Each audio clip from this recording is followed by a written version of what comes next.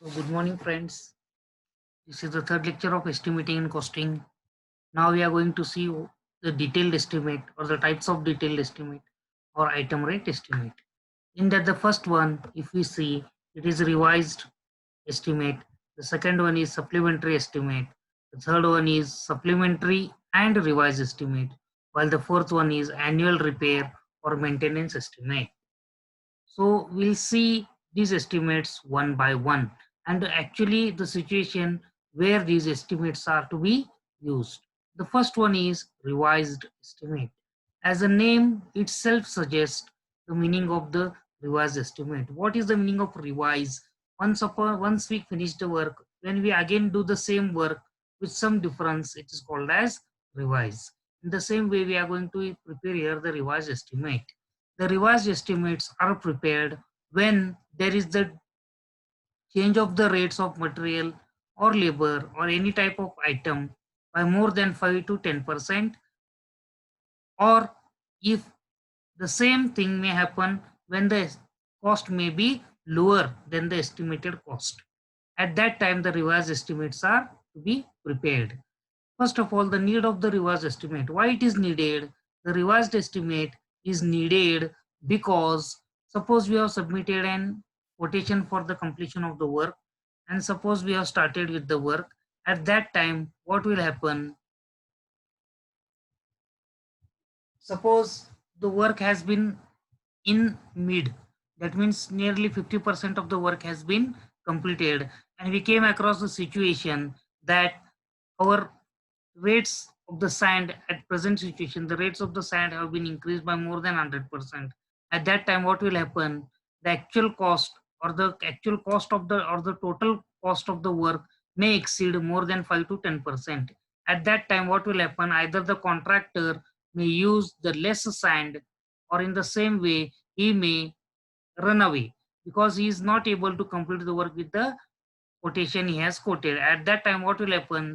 If we just take a background of nearly 1980s, at that time, the civil engineers, many of the civil engineers were arrested or they were fined. Why? The reason was because of this. At that time, the revised estimates were not allowed. What happened in those days? The contracts were written on the bond paper, as you know. When the actual work started, suddenly, due to some of the inflation, the rates of the material or the labor increased, and at the same time, the contractor was not able to give the money. Because of this, what he did, he either ran away or kept the work incomplete or unsatisfied or incomplete. In this way, the works were there and there was a problem in completion of the work.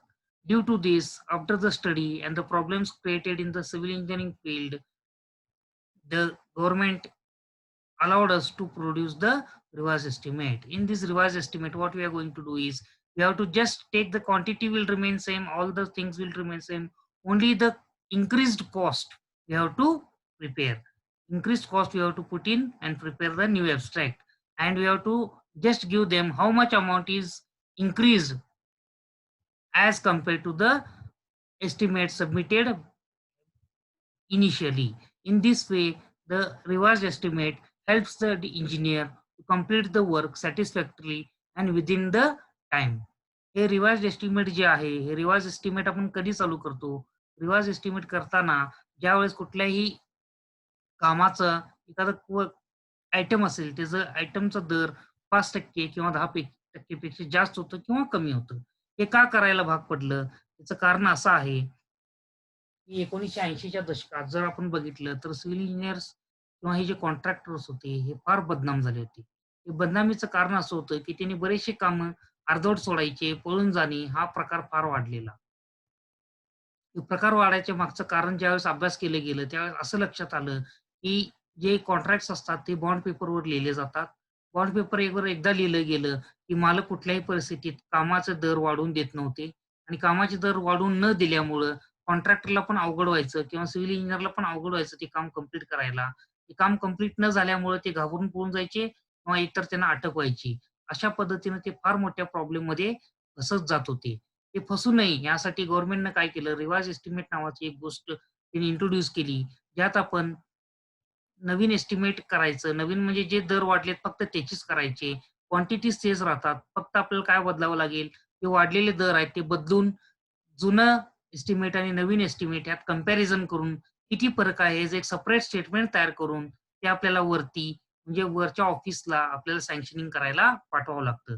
आणि जर तिथल्या माणसाला जर ते पटलं, तर ते आपलं काम होऊन जाईल आणि सॅटिस्फॅक्टरी वर्क कंप्लीट होऊन क्लायंट हे जर गव्हर्नमेंट असेल, तर गव्हर्नमेंट सॅटिस्फाईड होईल.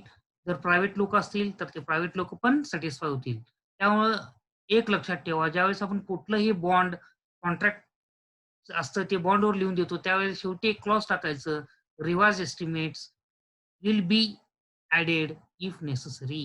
म्हणजे जर गरज पडली आणि दर एक ठराविक टक्के 5 ते 10% जर जास्त वाढत असतील एखाद्या मटेरियलचे किंवा एखाद्या लेबरचे, त्यावेळेस रिवाइज एस्टिमेट करायला आम्हाला अलाउड आहे, असं आपण मालकांकडून लिहून त्यांची सही घ्यायची. हे फार महत्वाचं आहे. Now the second type of estimate is detailed estimate is supplementary estimate. What is a supplementary estimate? It is the fresh detailed estimate of the additional works in addition to the original estimate. It is required when further development is required during the progress of work. Abstract should show the amount of original estimate and the total amount including supplementary estimate. Now suppose you have started with the work, you have started with the project, the work is going on, and suddenly the client came and he asked us to come just increase the work. That means some of the items are added newly. At that time, what we have to do is we have to just submit a new estimate with including the old estimate and the difference. We have to keep the rates as that of the old estimates. We have to just prepare the estimate of the newly added items, and we have to add a supplement to the old estimate. In this way, we have to just submit the supplementary. When we use the supplement, when our actual answer book is over, at that time only we use the supplement. In the same way, when there is some addition of the works, at that time only we have to use this supplementary estimate. हे supplementary estimate म्हणजे काय असतं? ज्यावेळेस एखादं काम सुरुवात असते आपली, आपण काम चालू करत असतो, काम व्यवस्थित चालू असतं. त्याच वेळेला आपल्या लक्षात येतं, की हे काम वाढवायला लागणार आहे आणि क्लायंटची पण ती मागणी असते. त्यावेळेस आपण काम करत नाही किंवा काम सोडून जातो, मला जमत नाही असं जर तुम्ही म्हणत राहिलात, तर तुम्ही आयुष्यात कधीही सक्सेसफुल होणार नाही. जर तुम्हाला सक्सेस व्हायचं असेल, तर तुम्हाला पटवून सांगता आलं पाहिजे, हे काम मी करून देतो. तर जे काम एक्स्ट्रा होईल, ते एक्स्ट्रा कामाचे पैसे तुम्ही आम्हाला देत असाल, तर आम्ही करायला काही अडचण नाही. आणि फक्त ते तोंडी न करता जे नवीन काम वाढलेले असतील त्याची तुम्ही सेपरेट एक ॲडिशनल एस्टिमेट तयार करा. त्याची क्वांटिटीज काढा, त्याचं ॲब्स्ट्रॅक्टिंग करा. त्याचं पूर्ण काय असेल ते एस्टिमेट प्रमाणे एक एस्टिमेट तयार करा. ते ओरिजिनल एस्टिमेटला एक सप्लिमेंट म्हणून लावा आणि ते सबमिट करून त्याच्यावरती सही घेऊन मग तुम्ही कामाला सुरुवात करा. असं जर तुम्ही केलात तर तुम्हाला भविष्यात बिल घेताना किंवा कुठल्याही पद्धतीची अडचण येणार नाही. The next is supplementary and revised estimate. What is the meaning of this supplementary and revised estimate? When a work is partially abandoned and estimated cost of the remaining work is less than 95% of the sanctioned estimate. When there are material deviations and changes in the design, if at any time before or during the execution of work, it is found that original estimate is excessive, then divisional officer may sanction a revised estimate of reduced amount. So, in simple language, supplementary and revised estimate is that type of estimate when there is the need of revised estimate due to the deviation of the rates. And secondly, there is the need of the supplementary estimate due to the work addition of the work. That means it is a combination of revised estimate as well as the supplementary estimate. In this way, we have to prepare the supplementary estimate as well as revised estimate. If the supplementary estimate or the items added in the supplementary estimate are the part of the revised estimate, at that time, while quoting the rates, we have to quote the new rates for the supplementary estimate so that there is no any future problem while submitting the bills. म्हणजे थोडक्यात काय करायचं आहे, एखादं काम आहे, ते कामाचे दर वाढलेत अचानक 5 ते 10% पेक्षा जास्त. त्यावेळेस आपण तुम्हाला माहीतच आहे रिवाइज एस्टिमेट तयार करतो. रिवाइज एस्टिमेट तर आपण करत असतो आणि त्याच वेळेला आपल्याला लक्षात येते की काम पण वाढलेलं आहे. काम पण वाढल्यामुळं सप्लिमेंटरी एस्टिमेट आपल्याला तयार करावं लागेल. म्हणजे ज्यावेळेस काम पण वाढलेलं आहे आणि दर पण वाढलेले आहेत. अशी ज्यावेळेस परिस्थिती निर्माण होईल, त्यावेळेस आपल्याला सप्लिमेंटरी आणि रिवाइज्ड एस्टिमेट असं एक कॉम्बिनेशन तयार करून हे एस्टिमेट आपल्याला तयार करावं लागेल. त्याला आपण सप्लिमेंटरी अँड रिवाइज्ड एस्टिमेट असं म्हणतो. Next is annual or maintenance, annual repair or maintenance estimate. हे आपण कधी करतोय? प्रत्येक वर्षी कुठल्याही कामाचं आपल्याला अंदाज घ्यावा लागतं. एखादं बिल्डिंग आपण कंप्लीट केलं असेल, त्याची कंडिशन बघायला लागते. जुने ब्रिजेस असतील त्याचे कंडिशन्स बघायला लागतील. जुने जे कुठली इमारती आहेत त्यांचे बिल्डिंग्स कंडिशन बघावं लागेल. एकदा कंडिशन बघितली, की त्यावरून आपण ठरवू शकतो, की कुठल्या पद्धतीने त्याचं काम करणं गरजेचं आहे. म्हणजे त्याचं रिपेअर करायला पाहिजे. त्याला रिपेअर वर्क्स म्हणतोय आणि मेंटेन जे करायचं आहे, त्याला मेंटेन म्हणतो.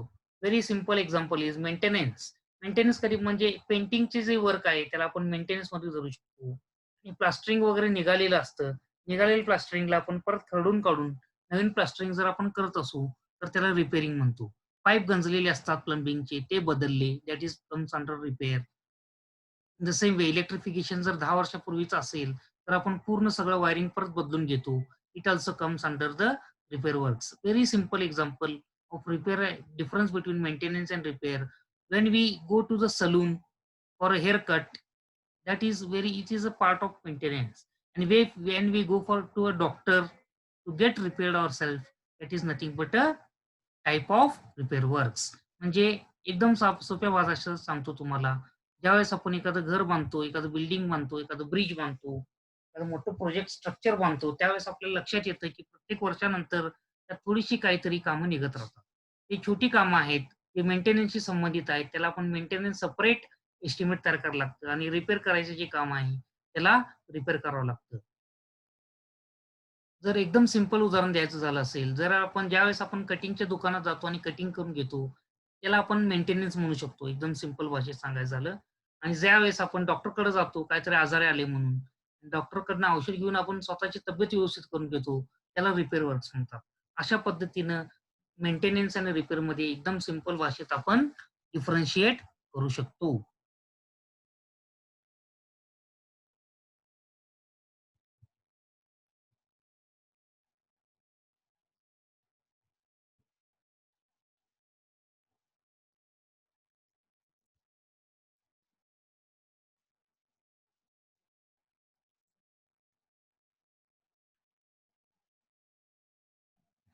Now we'll start and see what are the roles and responsibilities of the estimator. Roles and responsibilities of the estimator are, first of all, the estimator should have the knowledge of the site as well as the drawings, the specification, the current rate, all these things you should be know. The second thing, the responsibility of estimator is that when he prepares an estimate of any type of structure, he should have knowledge of each and every item of the work. That means, first of all, he should be able to prepare the checklist of the items. And according to the checklist, he should prepare, that means he should prepare the measurement sheet. In the measurement sheets, we find the quantities of each and every item. Next is the same quantities are to be entered in the abstract sheet, and accordingly, the estimator should prepare the estimate for the given type of work. The estimator should always take care that he should always know the specifications and the current rates in the market, the type of work the required, the labor that is to be deployed to complete each and every item. This is only possible when that person is having a site experience. If any person directly goes to the office and tries to prepare the estimate of any type of work, at that time the actual problems that are to be faced on the site are not known by the estimator. And when actually he prepares the estimate, there may be the difference between the prepared estimate and the actual expenditure incurred. Due to this, what will happen? Either if he is the owner, he will not be happy due to the work because there is a much difference in the estimated cost and the actual expenditure. Secondly, if it is the firm, the name of the firm will be not to the top. People will be not happy with the work. So the main responsibility of the estimator is that is he should be always updated. He should be always knowing the new types, the new type of work which are introduced in the market, the new technology that has been entered the market, and he should be always get updated. He should go undergo the development programs organized by the different companies, so as he is when he prepares an estimate, at that time there is no any problem of under और over estimation. तर त्यावेळेस आपण role आणि responsibility बघतो एखाद्या एस्टिमेटरची, तर सगळ्यात महत्वाची त्याची रोल काय असते. सगळ्यात पहिल्यांदा त्याचा रोल असा आहे की त्याला माहित पाहिजे आपण नेमकं काय करणार आहोत. एस्टिमेशन म्हणजे त्याचे भाग कुठले आहेत, कुठल्या प्रकारच्या कामाचं आपण एस्टिमेशन करणार आहोत, त्याच्या गरजा काय आहेत, त्यासाठी काय काय गोष्टी लागणार आहेत, ड्रॉइंग, स्पेसिफिकेशन, रेट्स वगैरे. सेकंडली तो स्वतःला कायम अपडेटेड ठेवायला पाहिजे. मार्केटमध्ये नवीन तंत्रज्ञान जे आलेले आहेत ते त्याला माहीत पाहिजेत. कुठलं काम कुठल्या पद्धतीनं होतं हे देखील त्याला माहीत पाहिजे. एखादं काम दुसऱ्या पद्धतीने करता येतं का कमी दरात हे पण त्याला माहीत पाहिजे. नवीन तंत्रज्ञान जे मार्केटमध्ये रोजच्या रोज येत असतात त्याचे दरासहित त्याला नेहमी अपडेट राहणं आवश्यक आहे. हे जर त्यानं केलं नाही, त्यानं एकतर ते स्वतःचं नाव स्वतः काम करत असेल तर स्वतःचं नाव बदनाम होईल, किंवा ते जर फर्मचं काम करत असेल तर फर्मचं नाव पण बदनाम होईल. म्हणजे लोकं खुश राहणार नाहीत. कारण जे एस्टिमेट त्यानं दिलेलं असतं ते एस्टिमेट ज्यावेळेस ऍक्च्युअली वर्कआउट होतं, आणि जर एस्टिमेट आणि ऍक्च्युअल केलेला खर्च हे जर मॅच होत नसतील तर लोक नाखुश होतात. हे टाळण्यासाठी हे सगळ्या गोष्टी एस्टिमेटरनं अत्यंत लक्षपूर्वक बघितलं पाहिजे. Next is units of measurement. Now, first of all, we should understand what is the unit of measurement. Now, when we go to the market and when we try to buy any type of item such as milk, what we will do, we'll ask for 1 liter milk, 2 liter milk, and so on. Okay. When we will go to buy bananas, we'll ask for dozen, that is 12 numbers is a dozen. When we go for buying the cloth, at that time what we do is we ask for meters, that is the lengthwise they are giving us the cloth. So next, when we go for buying the steel etc., at that time we buy it in the kgs. In this way these unit of measurements are fixed. So what happens, since childhood we are just following our elders, but we should know actually what are the basis of fixation of these units of measurement. So now we are going to see in short what base, on what base it is done. A very simple thing I'm going to tell you is, now suppose we are trying to buy a cloth. If we just see the cloth, its length is there, its width is there, but there is no depth to the cloth. That means only area, it is a flat type. Okay, so there we are going to buy it in area wise. Secondly, when we go to buy a bamboo, at that time what will happen, it is having the length, the width and depth are, that is the cross section is negligible. At that time we buy it by running meter or running feet. Next is when we go to buy the earth, that means mud, at that our murum say, we'll buy it in cubic meter. Why it is so?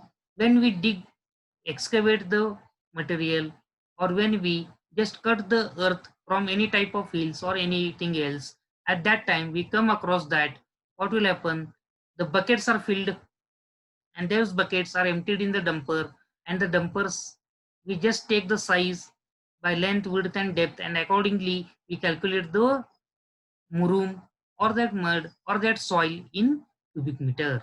In this way we have just fixed the measurements according to their type, shape, size, weights, etc. The units, now technically speaking, the units of measurements are mainly categorized for their nature, shape, and size, and for making payments to the contractor. And also the principle of unit measurements normally consists of following: single unit work like doors, windows, trusses are expressed in numbers. Single जे units असतात, दरवाजे असतील, खिडक्या असतील, घरावरचे जे trusses असतात ते असतील, हे सगळे नग मध्ये मोजतोय आपण, 1 2 3 4 ह्या पद्धतीनं, जेणेकरून सोपं पडेल. Works consisting linear measurements involves length like cornice, fencing, hand rail, bands of specified width etcetera are expressed in running metres. ज्यावेळेस लेंथ वाईज जातो आपण, फॉर एक्झाम्पल कॉर्निस असतंय आपलं, त्यानंतर फेन्सिंग, कंपाऊंड जे आपण मारतो, जिना चढताना जे हँडरेल असतं, ह्या ज्या गोष्टी आहेत आणि ठराविक जे बँड्स असतात स्पेसिफिक विड्थचे, हे सगळ्या गोष्टी ज्या आहेत ज्यांची लेंथ जास्त आहे ते आपण रनिंग मीटरमध्ये मोजतो. नेक्स्ट आहे work consist of area surface measurements involve like plastering, white washing, partitions of specified thickness are expressed in square metres. आपण बोलल्यासारखं ज्याला लांबी आहे, रुंदी आहे, तर जाडी नसते. ठराविक जाडीपर्यंत असतं. त्या गोष्टी फॉर एक्झाम्पल गिलाव असेल, त्यानंतर चुना लावायचं काम असेल, लोकांना नवीन बांधकाम केलेल्याला. हे जे गोष्टी आहेत हे आपण एरिया वाईज घेत असतो. Next is work consisting cubical content which involve volume like earth work, cement work, masonry etcetera are expressed in cubic metres. बांधकाम असेल, खड्डा खोदकाम असेल, सिमेंटचं काम असेल, ह्या ज्या गोष्टी आहेत ज्याला लांबी आहे, रुंदी आहे आणि उंची, हे तिन्ही गोष्टी बऱ्यापैकी सममापात असतात. हे आपण नेहमी मोजताना कशात मोजतो तर क्युबिक मीटरमध्ये मोजतो. आता IS 1200 यांनी आपल्याला ठराविक गोष्टींचे इथं डायरेक्टली युनिट ऑफ मेजरमेंट आणि युनिट ऑफ पेमेंट दिलेलं आहे. हे बेस्ड आहे IS 1200 वर. The units are based on IS 1200 and these are the table showing the particulars of item, units of measurement, units of payment. If simply earthwork in excavation, earthwork in filling, foundation, trenches, earthwork in filling in plinth, etc. are all measured in cubic meter, and all the three works are paid on the basis of cubic meter. एक लक्षात ठेवा, ज्यावेळेस आपण measurement sheet हे शिकायला लावलंय, measurement unit measurements आपण बघायला लावलंय, एक तर प्रॉब्लेम आपल्याला असं येतं की आपण राहतोय सब अर्बन एरियाज. आपण म्हणतोय मिरज सिटी, इचलकरंजी सिटी, तर आपल्या अशा अजून फारसे डेव्हलप झालेले नाही. ज्यावेळेस आपण काम करतो, ज्यावेळेस ड्रॉइंग काढतो, ज्यावेळेस क्वांटिटीज काढतो, या सगळ्या गोष्टी आपण काढतो ब्रासमध्ये, क्युबिक फूटमध्ये, फूटमध्ये, हे साईटवरती. आणि ज्यावेळेस आपण ऑफिस वर्क करत असतो, त्या सगळ्या गोष्टी क्युबिक मीटर, मीटर आणि स्क्वेअर मीटरमध्ये येतात. या दोन्हींचा ताळमेळ घालणं अत्यंत आवश्यक आहे आणि दोन्हींचं जे कन्व्हर्जन आहे from feet to metre, square metre to square feet आणि cubic feet to cubic metre, ह्या सगळ्या ज्या गोष्टी आहेत हे आपल्याला माहित असणं अत्यंत आवश्यक आहे. एकदम सिंपल सांगतो तुम्हाला, ज्यावेळेस आपण खोदतो, लांबी रुंदी गुणिले उंची करतो, लांबी गुणिले रुंदी गुणिले उंची, आणि समजा ते जर 5 क्युबिक फीट आलं, जर किती 5 क्युबिक फीट आलं, तर ते आपल्याला कन्व्हर्ट करायला लागतंय क्युबिक मीटरमध्ये. आपल्याला कशात कन्व्हर्ट करायला पाहिजे, क्युबिक मीटरमध्ये. मग हे कसं करायचं, हे जे कन्व्हर्जन फॅक्टर्स आहेत हे आपल्याला समजून घेणं अत्यंत गरजेचं आहे. कारण साईटवरती जे काम होतं आपल्याकडे, अजून जे ग्रामीण भागात तरी मिनिमम, ते सगळ्या क्युबिक फीट आणि ब्रासमध्ये होतं. ठीक आहे. आणि तेच जर आपण ऍक्च्युली साईटवर गेलात, साईटवरनं जर ऑफिसमध्ये गेलात, तर तुमच्या लक्षात असं येईल की तिथं सगळ्या गोष्टी ज्या आहेत आपल्याला, सगळे बिल्स असू देत, त्या सगळ्या गोष्टी आपल्याला मेट्रिक स्केलमध्ये करायचं आहे. त्यामुळे आपण शिकताना पण काय करणार आहोत, जे प्रॉब्लेम सॉल्व्ह करणार आहोत, रेट अनालिसिस करणार आहोत, त्यावेळी जे आपण मटेरियलचे ऍक्च्युअल कॅल्क्युलेशन करणार आहोत, मटेरियल कॅल्क्युलेशन करताना आपण क्युबिक मीटर, क्युबिक फीटातून बघणार आहोत, स्क्वेअर मीटर, स्क्वेअर फुटातून बघणार आहोत, मीटर, फुटात पण बघणार आहोत, आणि in the same way cubic मीटरला आपण ब्रासमध्ये पण कन्वर्ट करायला शिकणार आहोत. Then the second serial number is of concrete. The lime concrete in foundation, cement concrete in lintels, RCC in slab, cement concrete in chhajja, sunshade, in light concrete in roof tracing, terracing, thickness specified. हे बघा, ज्यांची जाडी साधारण 2 ते 3 inch असेल, ते सगळ्या गोष्टी क्युबिक मीटरमध्ये बघितल्या जातात आणि पर क्युबिक मीटरला त्याला पैसे दिलं जातं.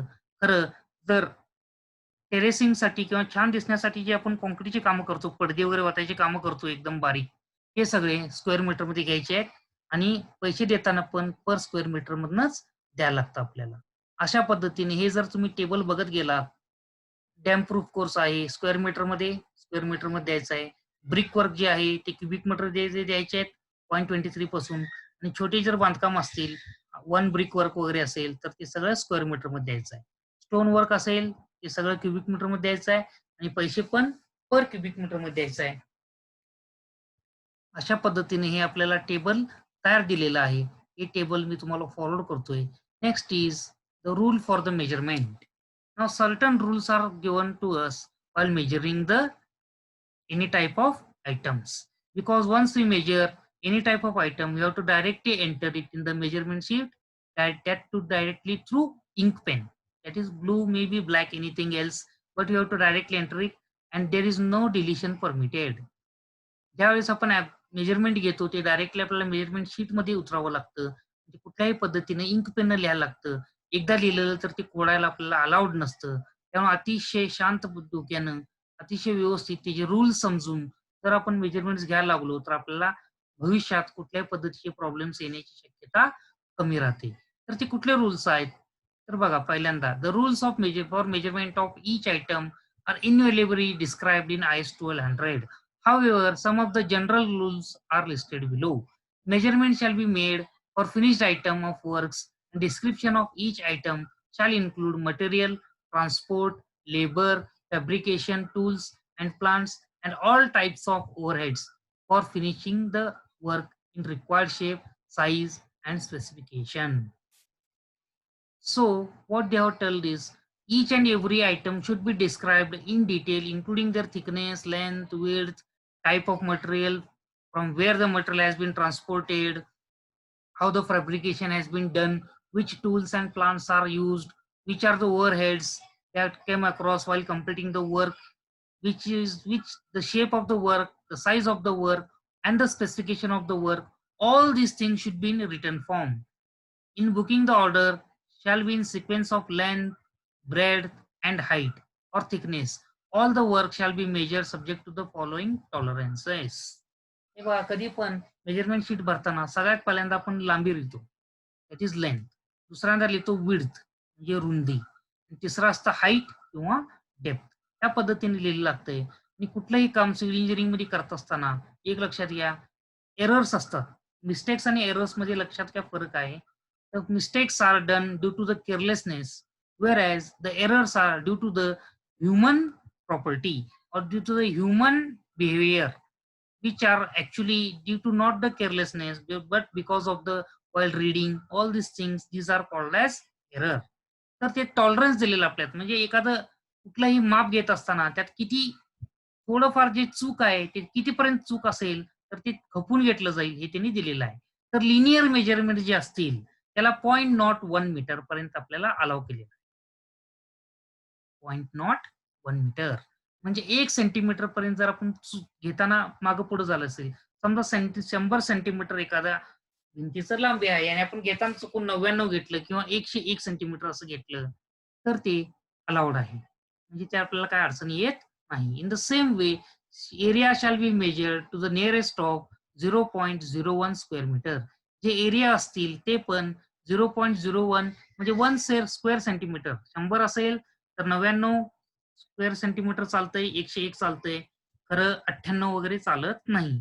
सम type of works under different conditions and nature shall be measure separately under separate items.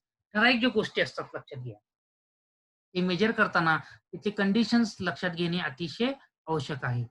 For एकदम सिंपल एक्झाम्पल सांगायचं तर ज्यावेळेस आपण मार्बल बसवतो किंवा ग्रॅनाइट बसवतो, त्या ग्रॅनाइटला ज्यावेळेस ते लोकं पॉलिश करत असतात, फिनिशिंग करत असतात, ठीक आहे? किंवा त्याला कोनिंग करत असतात. ठराविक वेळ कोन देतात त्याला. त्याला मोल्डिंग म्हणतोय आपण. ज्यावेळेस मोल्डिंग करतात, हे जे मोल्डिंग असतं त्यात आणि सिंगल मोल्डिंग आहे, डबल मोल्डिंग आहे. हे जर आपण जाऊन बघितलं, की दिवसभरात फक्त एक 50 फूट काम झालंय, मी तुला कामाचे पैसे देऊ शकत नाही, जर तुम्ही असं तंटत बसला, तर ते योग्य नाही. कारण हे कामाला स्किल लागतं आणि एक लक्षात ठेवा, ज्या कामाला स्किल लागतं, ते स्किल्ड काम असेल किंवा डिझाइनचं जे काम असतील, मंदिराचे जे कामं असतात, शिखरं आपण जे बांधतोय, मॉक्स जे असतात, ते जे डोम ज्यावेळेस आपण बांधतोय, त्यावेळेस त्याची जी डिझायनिंग वगैरे करायला लागतात दगडांची वगैरे, त्याला फार अॅक्युरसी लागते. मग अशा अॅक्युरसीच्या वेळेला आपण ते नगात किंवा स्क्वेअर मीटरमध्ये किंवा क्युबिक मीटरमध्ये मोजून चालत नाही. The next point is the bill of quantities shall be fully describe the materials, proportions, workmanship, and accurately represent the work to be executed. ज्यावेळेस आपण एखाद्या कामाचं बिल देतो, ज्यावेळेस पण एखाद्या कामाचं बिल देतो त्यावेळेस त्याचं लेंथ असेल, विड्थ असेल, त्याचं स्पेसिफिकेशन असेल, कुठल्या टाईपचं आपण लेबर लावणार आहोत, या सगळ्या गोष्टी तिथं आल्या पाहिजेत. नाहीतर फ्युचरमध्ये आपल्याला प्रॉब्लेम येतील. In case of masonry or structural concrete, the category shall be measured separately and the height shall be described.